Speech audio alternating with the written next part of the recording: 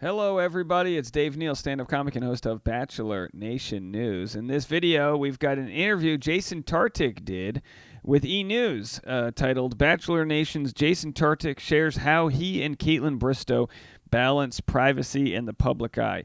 I'm not going to lie. I read this quick interview 4 different times. I don't think he addresses that whatsoever, but we'll share what he actually had to say on this week's episode of Grape Therapy from Off the Vines podcast with Kaitlyn Bristowe. She had her fiance, Jason Tartick, on. I'll share a few clips of that, and we'll get into the article. If you haven't already, check out my charity video. Did charity spoil how the show ends? Maybe, it's not a season-ending spoiler. It could be. It's just a sort of hypothetical, but if you haven't already, go catch that content. And let me tell you something right now. Now is the perfect time to watch my Driving with Dave content because it is very slow in the Bachelor world. Tomorrow on Driving with Dave on the podcast, we have Dr. Diane Strakowski. It's free therapy, guys. Trust me when I say this. You'll learn a little bit about yourself. It's good for your relationship with your partner, with your parents, with yourself, with your siblings. You're going to enjoy that one tomorrow on Bachelor Rush Hour, the podcast, and Saturday on the YouTube. Okay, let's get into it. So here's the article. Bachelor Nation has watched Jason Tartick and Kaitlyn Bristowe's love story bloom over the past few years. Now he reveals how they decide what to keep private and what to share on social media. And I got to tell you, this came out on 4th of July. It's a slow time of year for newspapers. Everyone in the rag industry took the week off and had these what appears to be artificial intelligent articles put together. So anyway, let's read it. Knowing what to share on social media and what to keep private can be a thorny process, especially if your love life has played out in public like it has for Bachelor Nation's Jason Tartick and Kaitlyn Bristowe. So how does the engaged couple strike a balance? By focusing on the right reasons. Whether it's professional world, personal world, financial, whatever world it is that you're dealing with, Jason explains to E! News, it's about expectation setting and communication. And while the online world isn't always a bed of roses, he's learned from Kaitlyn that you can't get too lost in the weeds of what other people think. You can't live a life constantly worrying about what the repercussions are about what you say, the Trading Secrets podcast host said. At the end of the day, you know who you are. You're confident in who you are. You're growing into who you are. And if people are going to judge you for that, then they judge you for that. Jason has certainly grown since his journey began in 2018, so they give some background. He said, if anyone stays the same over 5 years, I don't think you're growing as a person. I remember 5 years ago thinking about therapy. I was like, oh, I don't need therapy. Everything's great. I now go to therapy every 3 weeks. But I think one of the things that is still in my heart and has always been in my heart is my drive to really make an impact. The drive has led Jason to new business opportunities like this paid partnership with Wyndham Rewards. So, of course, whenever you see a celebrity or a reality TV person do one of these interviews, you know it's just them getting their brand more clicks because that's what it is. The Wyndham Resort brand deal that he did, it's required to get out a certain amount of impressions and this that. I don't blame Jason whatsoever, but it's clearly an interview with very little substance. Again, not his fault. Without pivoting and making the most of each pivot, places like this and experiences like this don't exist, he said while calling in from the carts. It's pretty special. So again, a real, we'll call this, it's empty calories here. But hey, look, it's July 6th. We're trying our best. This isn't Jason's fault. So anyway, here's what he had to say on his Instagram stories about the new app Threads, which is basically the Twitter version of Instagram that was released yesterday. This is what he had to say about it. I had an insomnia moment in a while. But here we are. Tried meditating, tried deep breathing, and I came upstairs from the bedroom to the couch. Eat an edible. And now I'm doing the worst thing you could possibly do, be on your phone.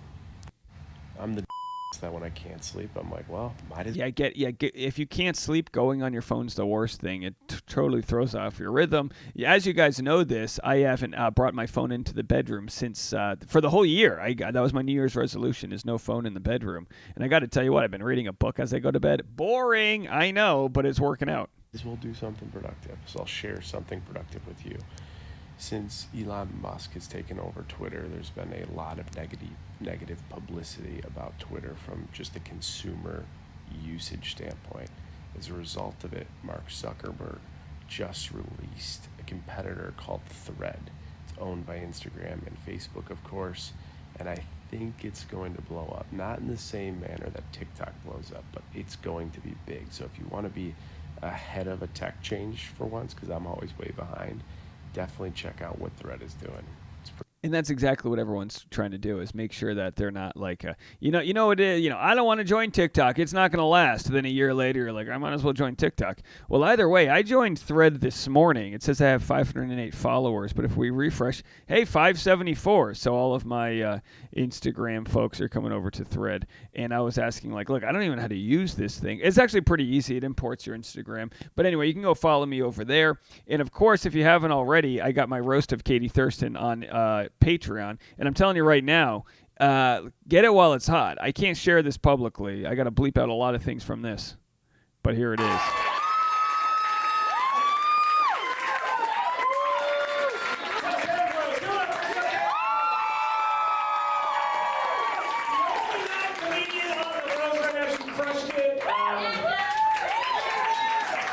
If you didn't know, Jess has a successful podcast.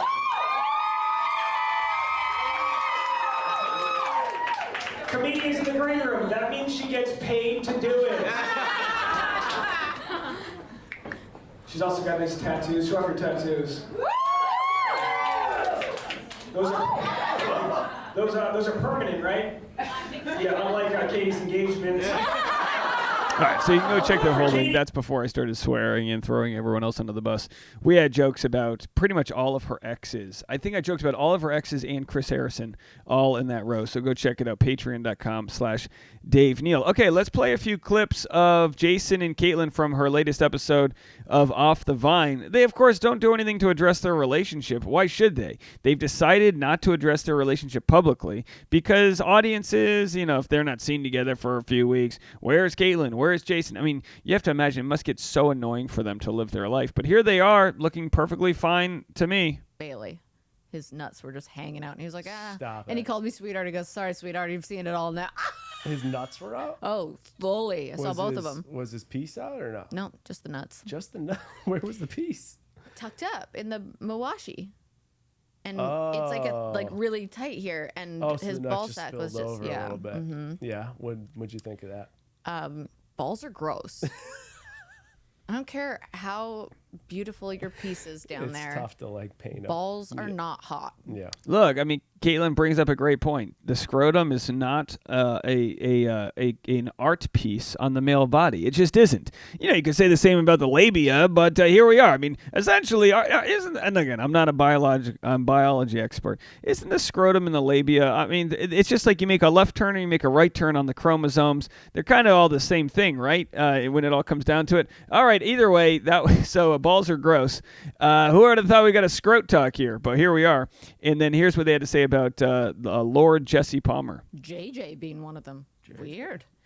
Anyways, why is Jesse Palmer wearing a suit on the beach is my real question. I think Jesse Palmer has really got to, he's doing a great job. He's got to throw out the cardigans. The cardigans got to go. No more cardigan sweaters. Jesse Palmer loves a cardigan. They got to go.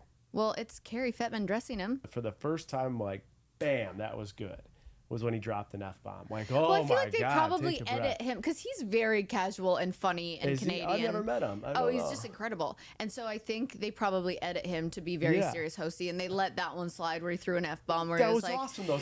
I agree with Jason here. When Jesse Palmer roasted Braden and threw an F-bomb and kind of made fun of him, that was such a fun moment. And then the other moment when Jesse kind of stumbles onto the beach, he kind of just Jesse's really figuring out what his role is on the show. He's kind of not drunk, but buzzed uncle. He's got buzzed uncle energy. He kind of shows up, hey, how you doing, kids? And then when he's time, he's like, all right, I'll go back to the bar. And then he kind of leaves. And I think it's a really great role he's playing. And look, I've waited several seasons to really make my opinion known because it was very easy. And again, this is just a side topic here. It was very easy for people to say, oh, Chris Harrison stunk. Jesse's going to be way better, blah, blah, blah. Chris Harrison was really good at his job. He served a purpose, and you can agree or disagree with the way he was let go and all that. But from a technical standpoint, Jesse Palmer is a wild breath of fresh air. A wild breath of fresh air. You essentially got what people liked out of Chris, which was I don't want to say a neutered, speaking of balls or lack of, a neutered host, but, a host that's not a threat to anybody. But now you've got Jesse Palmer, a little younger, a little more attractive, has a better sense of humor. He's not so company man reading off the prompter. He's, like I said, he's fun uncle energy. But it was so funny because he relatable. chirped. See, he was chirping the dangly ones too. See, he was chirping the dangly ones. He was like, yeah, this guy just gets the first impression rose and goes. It wears dangly earrings and a tablecloth around his neck. Yeah, I can't with that. You know what? I'm all for people having their own style and showing. You have a pretty unique style. Yeah, but I wouldn't say it. Well, do I? But why would his style? I feel like his style before he even talks pissed you off. Like you're like, I don't like this guy. I know. I was like, he could be a really great guy, but I was like, no. There was another guy. Hey, we met Braden the other night, and he is a really nice guy. He's a nice guy, but of course, that earring has triggered plenty of people here. I think it's because. And I could be completely wrong here. I think it's because women have all dealt with the douchebag type, the guy who's too worried about his self-image. But plenty of women are worried about their self-image too. Like women all the time are peacocking, but men are peacocking in a different way.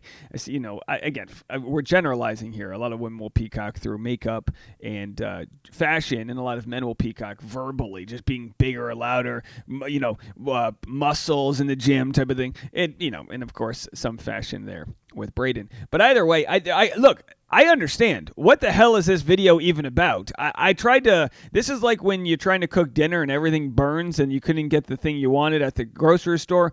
Look, there's no content out there. We're still hungover from 4th of July. Not me personally. I didn't drink on 4th of July. But I had a good, strong iced coffee, I'll tell you that much. And I'm trying my best to bring you guys some content. Tomorrow, we'll have the Dr. Diane interview on the podcast, and I'm going to have some more unique content on today's podcast. So make sure to check that out, Bachelor Rush Hour. And if you haven't already, go check out Driving with Dave. We've got, I think, 6 episodes or maybe 7 episodes up. I've got 3 in the can. I interviewed Courtney Robertson yesterday. Let me tell you something.